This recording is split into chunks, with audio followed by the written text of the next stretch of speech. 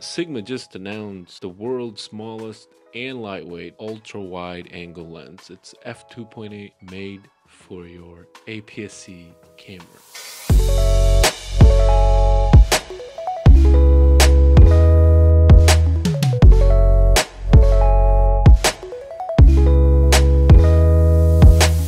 Hey, welcome back to the channel. Today we're talking about the 10-18 Sigma f2.8 DC-DN lens.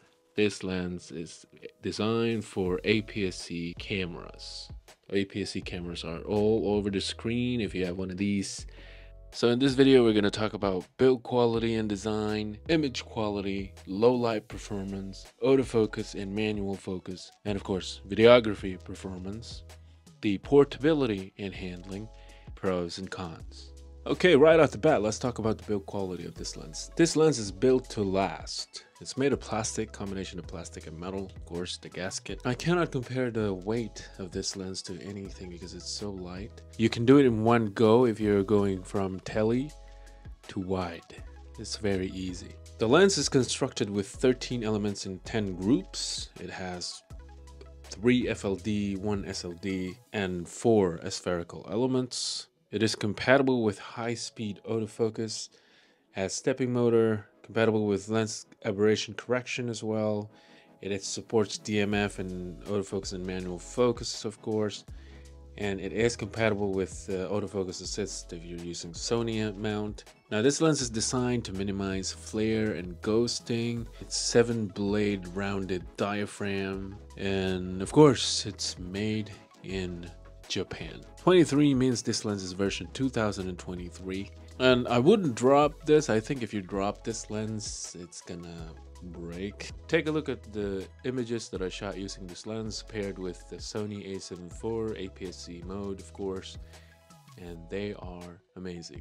You can see for yourself, minimal distortion, almost no chromatic aberration, and it's just crazy sharp from edge to edge. And when it comes to low light performance, this lens never fails. It's f2.8. There's not going to be a problem if you are shooting in low light. I have a few samples of low light photography and videography for you as well. Most of my work are corporate. When the ambient light is not good, I just bump up the ISO and make sure that I'm shooting in f2.8. Now when it comes to autofocus using this lens, don't have any complaint at all. In fact, I'm using the lens right now. This is the 10-18 f2.8, you guys. So I'm shooting at f2.8, 320 ISO, 1 key light, and it's just really amazing. Before I was using the 24mm 1.4 because of I really like the depth in my shot, but hey, look, there's a bit of a depth in this shot using this lens, and I am on crop mode right now. This is the widest end of this lens, equivalent to 15mm, and this is 36mm, the tele end.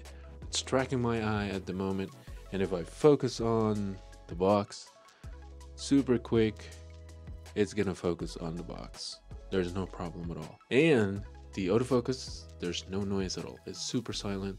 Can't even hear when it's changing the focus to something else. So the focusing distance of this lens is ridiculously close. You can go up to 0.381 to 0.627 feet. In meters, that's 0.116 to 0.191 meters. I just can't believe the focusing distance of this lens is super crazy. We could try it right now. Zoom it to the tele end and focus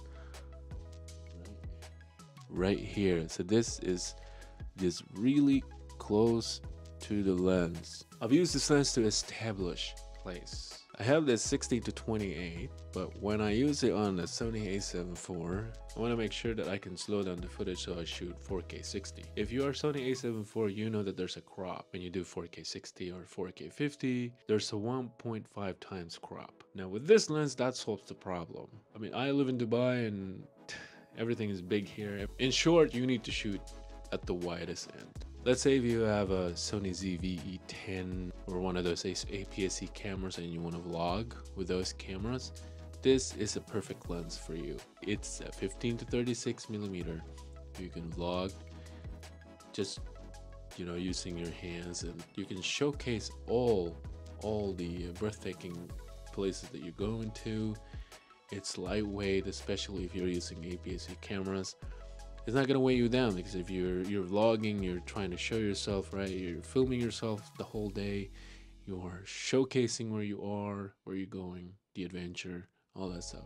I think this is the only downside that I can think of using this lens. It's the hood. It's a new mechanism. You know, I really do. There's a line right there. You align the hood. There it is with the hood on. It's tight and secure. That's the only downside that I can think of, putting the lens hood on. I mean, if you compare it to the old lenses like the 16 to 20 DGDN, it's very easy to install the lens hood, right? It's just like so. No problem at all. Removing very fast, putting it back. You can just pull it back up, and then there has to be, I don't like it, but it's there. The main selling point of this lens is the compact design, lightweight, ultra wide angle zoom lens. It's f2.8, of course. It's very compact, and compared to the other competitors out there, which is Sony, they have 10 to 18, which is f4. That's gonna cost you double the price. By the time I'm filming this is the price of this lens. Overall, this lens is a great ultra wide angle lens.